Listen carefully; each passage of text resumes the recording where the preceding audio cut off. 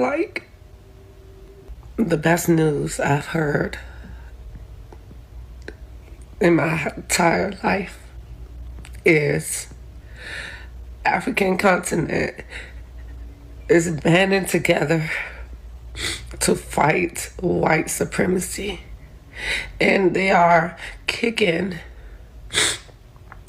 America and all of its allies, the whole entire West, out of the continent. And I couldn't be more happier. I couldn't be more overjoyed. Because I feel like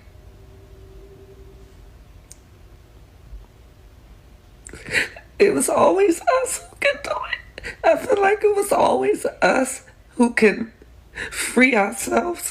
And I'm so proud of you guys. Please keep it up. And then start by saying the King of Belgium created a slave colony for 30 years. The government of Belgium ran the slave colony for another 40 years. The CIA assassinated your first popular leader, Mr. Lumumba, and then installed another dictatorship for the next 30 years. And then Glencore and others now suck out your cobalt without giving you tax income. We don't reflect on that. We say, what's wrong with you? Why don't you govern properly? And so we have a system, but we need a different system. We cannot turn this over to the private sector. We already did about 100 years ago.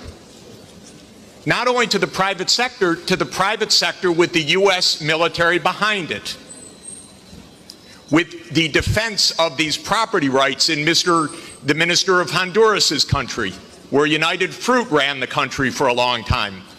And their attorney was the foreign minister of the United States, Secretary Dulles, and his brother was the head of the CIA and overthrew the next door neighbor, Mr. Arbenz, to make sure that United Fruit could have its property.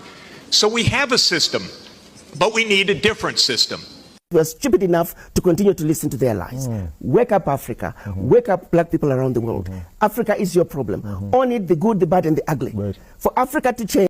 The president of the European Commission, Ursula von der Leyen, has this to say. Pay attention to every word she's going to speak. This is the video. Watch it. I'm going to be reviewing the video after it's done. Listen. Think about the Sahel region. One of the poorest, yes, yet fastest growing demographically. The succession of military coups will make the region more unstable for years ahead. Russia is both influencing and benefiting from the crisis, and the region has become fertile ground to the rise of terrorism. This is of direct concern for Europe, for our security and our prosperity. So we need to show the same unity of purpose towards Africa as we have shown towards Ukraine. This is a must. We need to focus on cooperation with legitimate governments and regional organizations. We need to develop a mutually beneficial partnership which focuses on common issues for Europe and Africa. And this is why, together with HRVP Borrell, we will work on a new strategic approach to take forward at the next EU-AU summit. Now listen to what he said. He made some points of which I'm going to be reviewing one after the other. Please listen to it and listen attentively. He said this is of direct concern for Europe, for security and prosperity. That means the prosperity of Europe lies in Africa. In her own words, not my words. He said this is for security and prosperity, because if it doesn't concern Europe, I don't know why she's talking about it. Africa is not a subcontinent of Europe, so she's not supposed to be speaking about Africa, because there's no African president or African whatever that is speaking on behalf or on Europe. So listen, now she said Russia is both influencing and benefiting from the crisis. But Madam President are guilty of. This is my problem with these people right now, because they accuse Russia of the same thing they are doing.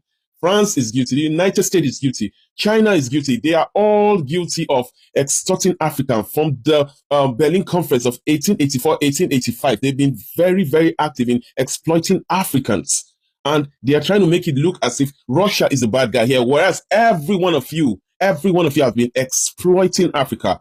And I tell you this, It is not a good thing. Come out from your closet. Reveal yourself. You are all the same. None of you mean well for Africa. So stop acting as if you're trying to save Africa from Russia. You are all doing the same thing. She also said, so we need to show the same unity of purpose towards Africa as we have showed towards Ukraine. This is a must. This is a must. They need to show the same unity of purpose towards Africa like Ukraine. So when you see that there is a conflict in Africa, something like war, a lot of people dying and all that, remember where it's coming from, because she said they are going to talk about it in the next EU-AU summit, EU, European Union, and African Union summit together, of which many of those EU people or the people in the AU are just puppets. Listen to this. She also said, we need to focus on cooperation with legitimate government and regional organizations. Madam President, I want to ask you, legitimate by what standard? Is it your standard or the standard of the people? I thought a leader is legitimate because the people decide who he should be. If the people of Burkina Faso says Ibrahim Traore is their legitimate leader, why are you having a problem with it? Is it because he refused to be a puppet? Madam President, I would like to tell you that this is the 21st century. This is 2025. This is not 1960 or 1945. This is a different time. And if you listen to the news or you listen to what's going around, a lot of people are coming together because they now understand your gimmicks. They now understand your game. So it's either you come out and be truthful to yourself and let us work together as a globe instead of somebody extorting the other person for his gain. It is not supposed to be like that. Remember, you cannot put people under forever. That's why slave trade did not thrive. But I know that slave trade was stopped for something higher like this. This is a state capture. It is not going to continue. Whatever you do, you kill lots of people.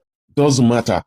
The initiative is there. The awakeness is there. People are now woke. People are now enlightened to what is going on, and it will not continue. So I will advise you that you come legit. Don't come as someone that's come to extort Africans. It is not going to work. This is not business as usual.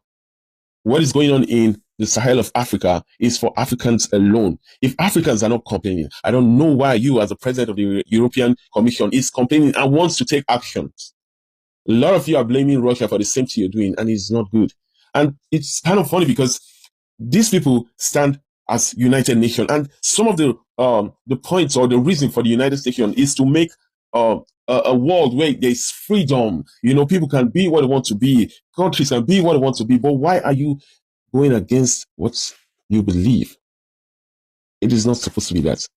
So this is what I'm telling you today. Africans are done being slaves. Hands up! Hands up! Hands up! Hands up! Hands up! Hands up! Hands up! Hands up! Africa! Hands up! Africa! Hands up! Africa! Hands up! Africa! Hands up! Africa! Hands up! Africa! Hands up! Africa! Hands up! Africa! Hands up! Africa! Hands up! Hands up! Hands up! Africa! Hands up!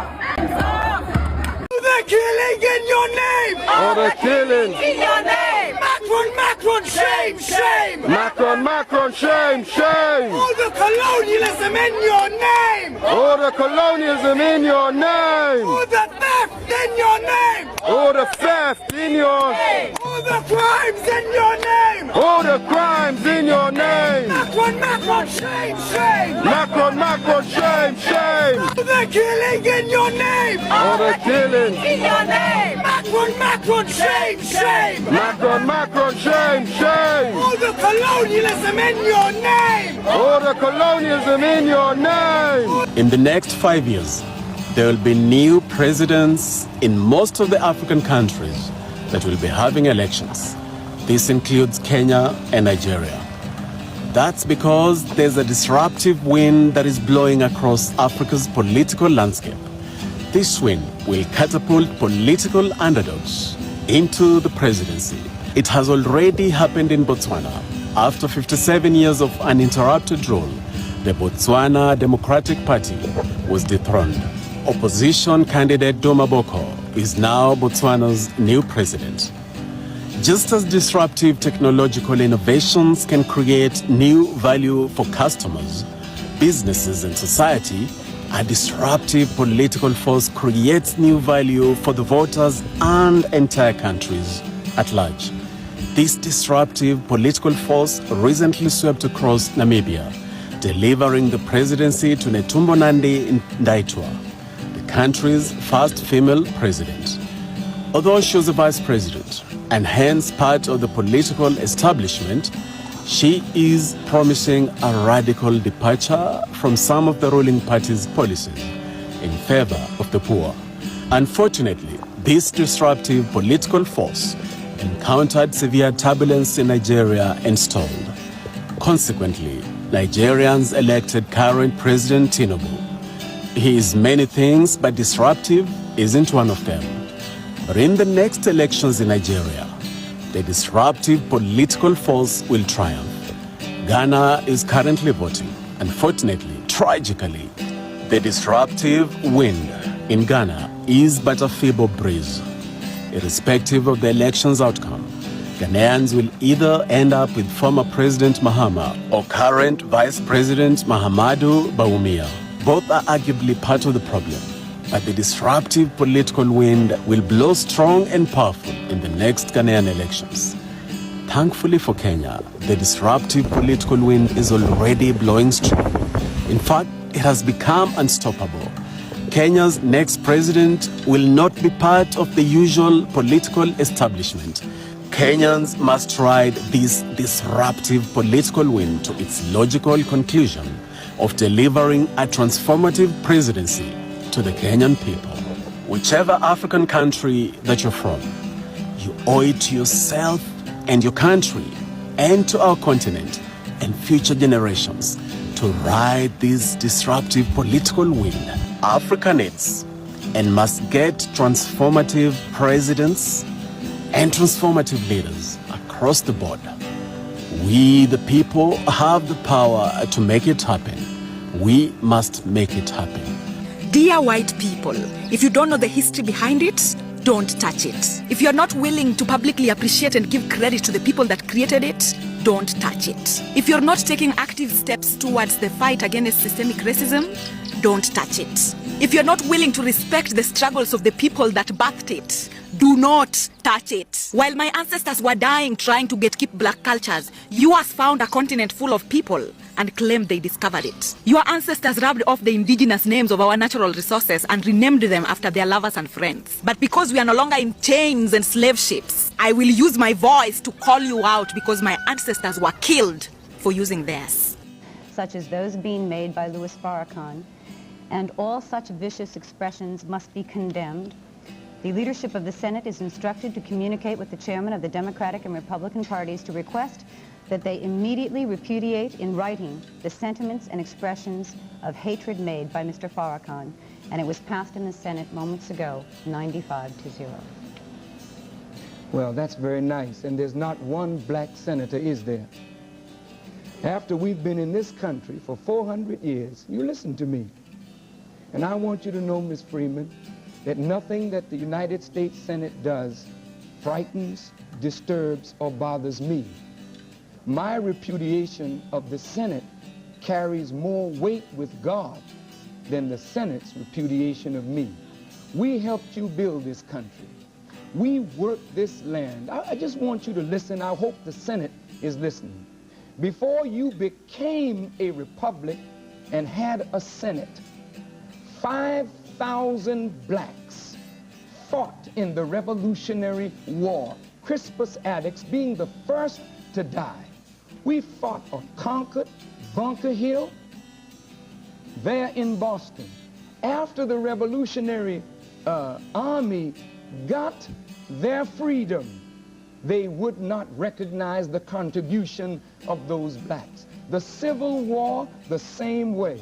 Now here it is. These men condemn me of hateful, bigoted remarks, but they will not condemn the racism that pervades this country, of which the Senate is a prime body. Why are there not any black senators? Yet you say that representation, or taxation without representation is tyranny. then we black people in America live under tyranny, and we black people in America will raise up our voices to repudiate the United States Senate, the United States Congress, the United States government, because it was the United States government under the counterintelligence program of J. Edgar Hoover that murdered and assassinated black leaders and destroyed black organizations. What did the Senate say, and what did the Senate do? It's this same Senate that appropriates money for the CIA to mine the harbors of Nicaragua and send troops into Grenada and do all of the wicked things that the Senate has backed around the world.